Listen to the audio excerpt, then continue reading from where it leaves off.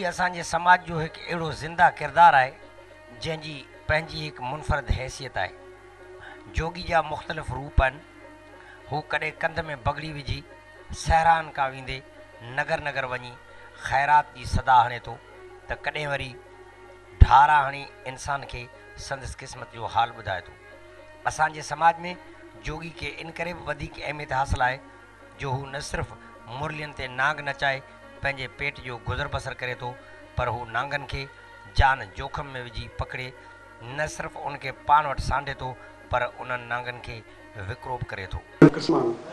हिकिड़ा वे जोगी जेके साबरी आहिनि, सब्र कनि था ऐं बुख मरंदे कंहिंखां कोन था भिखा घुरनि। हिकिड़ा उहे के बीन वॼाए दर दर वञी सेनानी भिखा घुरनि था।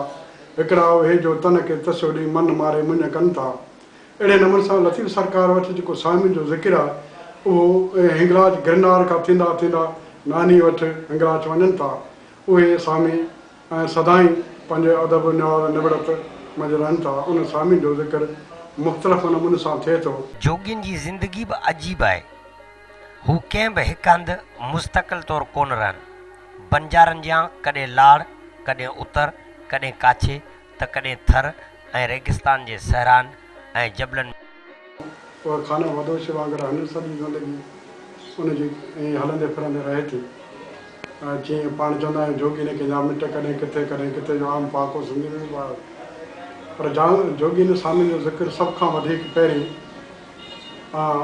जोगी जाॻायुसि सुतो हुउसि निंड में कादी कादन पंहिंजी शाइरी में कयो आहे। जोगी जी अहमियत जो अंदाज़ो इन ॻाल्हि मां बि लॻाए सघिजे थो त शाइरनि जे सरताज हज़रत शाह अब्दुल लतीफ़ भिटाई पंहिंजी शाइरी जे सुर रामकली में जोगियुनि जो ज़िक्र करे थो। पर छा साईं रूहानियत जो सफ़र तय कंदड़नि ऐं हक़ीक़ी मालिक जे ॻोल्हाउनि खे जोगी करार ॾिए थो। पोइ वधीक जेका लतीफ़ सरकार पंहिंजी शाइरी में सुर पूरब ऐं सुर रामकली सॼो जोगी जो सुर आहे। उनमें हुनजो वेहण, हुनजी रहणी, हुनजी करणी, हुनजो उथणु, हुनजो वेहणु, हुनजी शादी, हुनजी मुरादी खे अमीदे, हुनजी पूॼा पाठ सां सॼो हुन जोगियुनि जो ज़िक्र आहे। जोगियुनि जो उन जोगियुनि खे सामी बि चवनि, जोगी बि चवनि, कन पट कापड़िया बि चवनि, कन चीर बि चवनि। सिंध में जोगियुनि खे सफ़र ऐं जाखोड़ जी अलामत तौर बि सुञातो वञे थो। थर जे सहरान खां वेंदे कोहिस्तान जे ॾुखो ईंदड़ सफ़र में जोगी कॾहिं बि हौसलो न हारियो आहे। हिन खे सिंध में रुमानवी बि हैसियत हासिल आहे। सिंध जे भलोड़ राॻियुनि माई भाॻी, शफ़ी फ़क़ीर ऐं उस्ताद मोहम्मद जुमन बि पंहिंजे आवाज़ में जोगियुनि खे ख़ूब ॻायो आहे।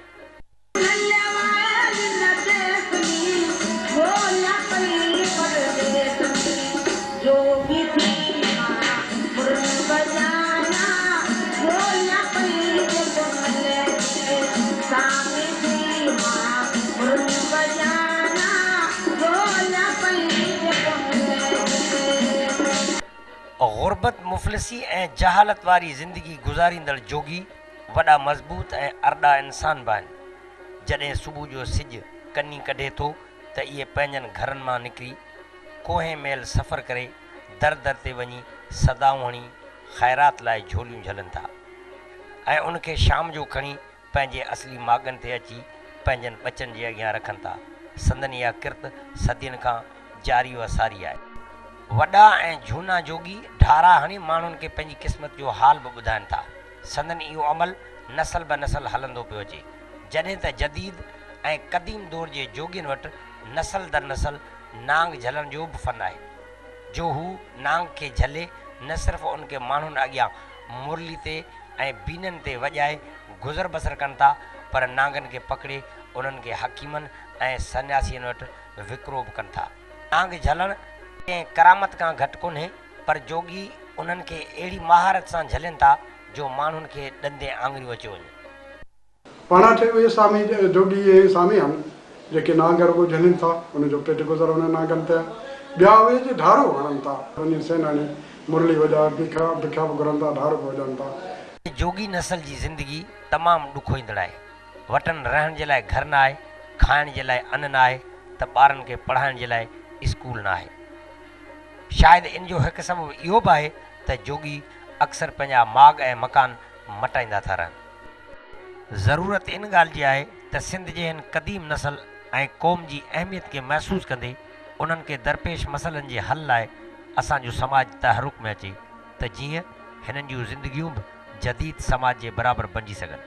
कैमरामैन ख़ादम कुरेज सां गॾु अब्दुल रशीद सुमरो, सिंध टीवी न्यूज़, बुरुड़ी शाकरी।